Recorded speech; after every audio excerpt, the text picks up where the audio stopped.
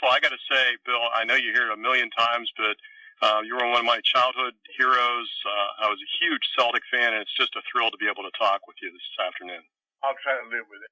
Let's start by talking about your camp a little bit, if we can. How difficult was it to organize your basketball camp and bring together some of the all-time legends of the game that you have attending? Well, it was not difficult because I only invited friends of mine. Well, that's easy enough. That's terrific. So I would imagine when you play ball in the NBA, it's sort of a closely knit fraternity. Why would you decide to start a camp now? Just curiosity. Okay. Do you anticipate it being an annual event? No, I don't know. I really don't know. What happened is I went to a fantasy camp, and it was a delightful experience. Okay. I asked myself, if I were going to do a fantasy camp, how would I do it?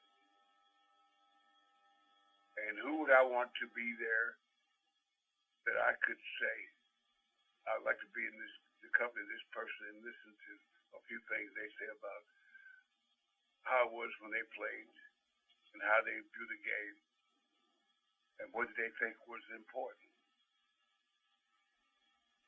And so I called a couple of guys on the list and asked them, and every one of them said almost the same thing.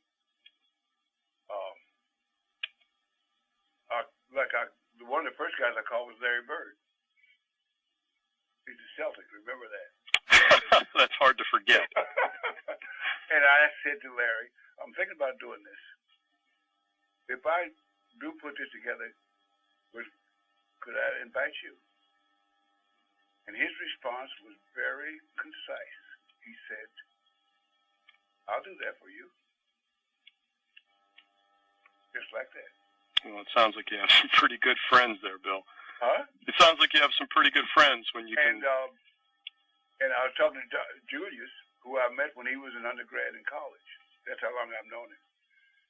And I said, I'm thinking about doing this. And he says, well, I don't know why you're taking so long. Whenever you get started, just let me know the dates. And I will be there. You touched upon knowing Julius Erving since he was an undergrad. Yes. How did you meet him? I spoke at the University of Massachusetts. Right after I retired from Celtics, I moved to California, and a lot of colleges approached me to come and talk on the campuses. And so I did, and one of the schools I spoke was at UMass Springfield. Did you have any idea how talented and how important he would be to the game? I had no idea. I'd never heard of him. Okay. And like he was reminding me, we played golf together about a month ago, and he reminded me the first thing I said to him. We met in the cafeteria. He'd had a game that night, so he missed his speech, and so I waited till he got in for the game, and he said the first thing I asked him was, what's the most important building on this campus? He says, I don't know. Well, what do you think it is? I said, it's the library. Everything you need to know now on is in one of the books there. So you were obviously trying to make a point with him.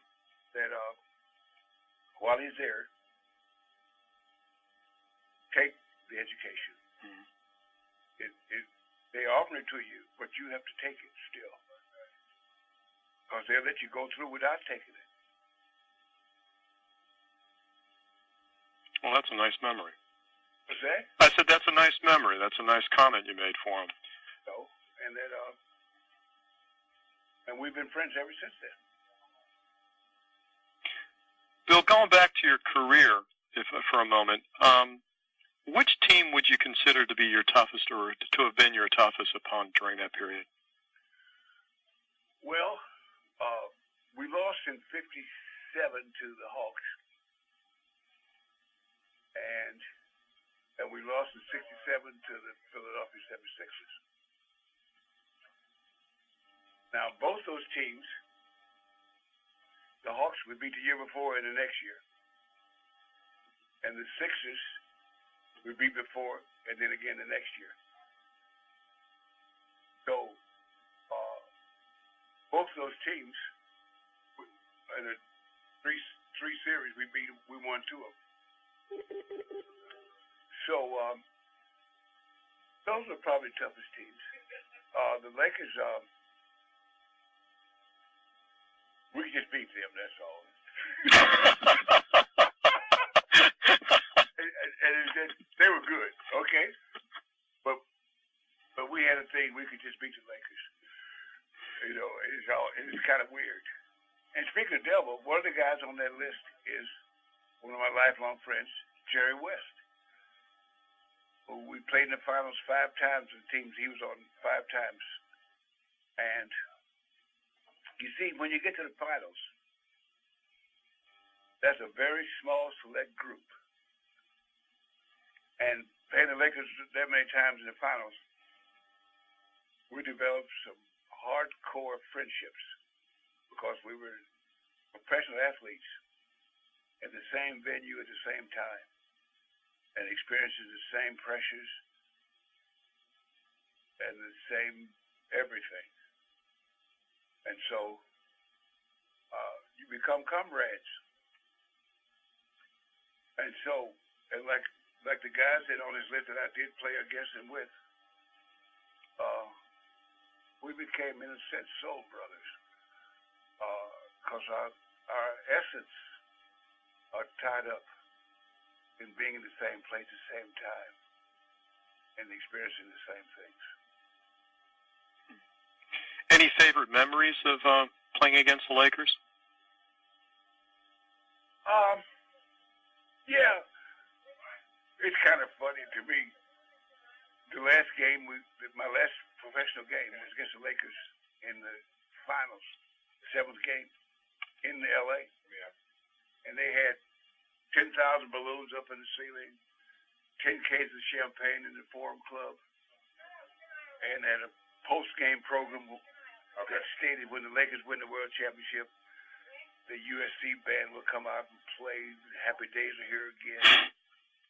And then Chick Hearn, Will Chamberlain, and Jerry West come out and do an interview after the game. And I was a coach, you know. Yes, I do know.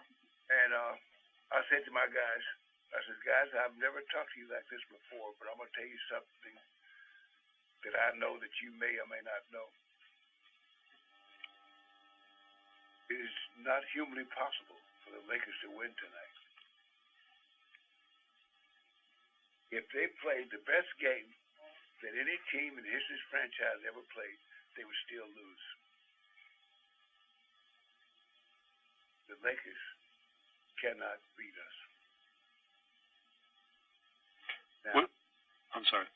As a coaching decision, what we're going to do tonight is run the fast break. Because I had noticed that the Lakers were, while they were very good, they were slow afoot. And I had a bunch of thoroughbreds, old and longer tooth, but old, but still thoroughbreds. And so we ran fast breaks on them all night. In fact, at halftime, I think we were 17 points ahead at halftime. And I think 17 points ahead going to the last quarter. And then we just played to finish off the game. But, you know, when I was coaching, I did not have an assistant coach. Why was that, Bill? Huh? Why was that? Because I never hired an assistant coach. I just never did. Red, my coach, never had an assistant coach. So when I took over, I did as much as I could in the way he did it. I wasn't capable of doing all the things he did, but I tried to keep it as close as possible as the way he did it because it worked. It wasn't broke, so I wasn't trying to fix it. Did you enjoy coaching? Yeah, but it was a huge energy drain. It's fatiguing, and if you really do the kind of job you should do, every 3 or 4 years you got to take a break from it. Okay. Because there's so many really, really minute things that you have to be concerned with that most of the people watching the games have no concept of what these things are. Could you give me an example of what you mean by minute things that you would have to keep track of? Okay. One of the things, especially in the half-court offense, is spacing. And the difference in spacing, most of the time, is no more than 6 inches. And you got to always be aware of when if a play doesn't work, with somebody 6 inches off the mark. And that may sound, but it worked for us. And things like that. And you got to know your players, how long they can play without getting tired, and to be able to anticipate when they're going to be tired, or when certain players give them a difficult time, how do you help them out? Players on the other team. Mm-hmm. And your substitution pattern, what do you have to keep on the floor to be effective? You can't just have a rotation. You got to consider if a guy gets in foul trouble, or a guy gets injured, or a guy gets with a guy that can give him difficult times. But you got to keep certain elements on the floor so that you have a balanced team as much as possible on the floor.